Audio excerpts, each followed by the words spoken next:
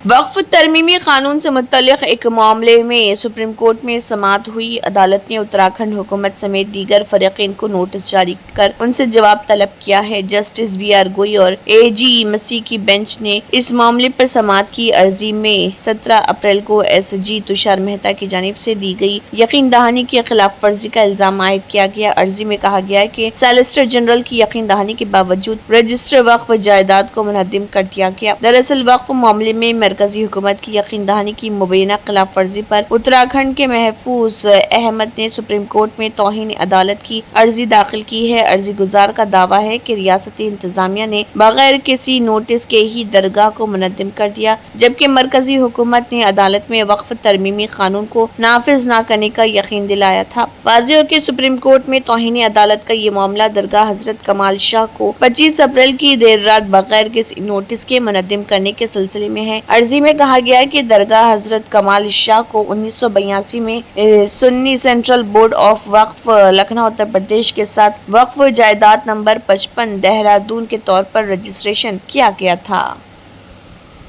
अगर आपने हमारे चैनल को अभी तक सब्सक्राइब नहीं किया है तो यहाँ पर रेड कलर का सब्सक्राइब बटन दिख रहा है, उसे क्लिक करें और हमारे चैनल को सब्सक्राइब कीजिए और साथ ही साथ बेल आइकन को भी क्लिक कीजिए, जिससे आपको ताज़ा अपडेट मिलती रहे।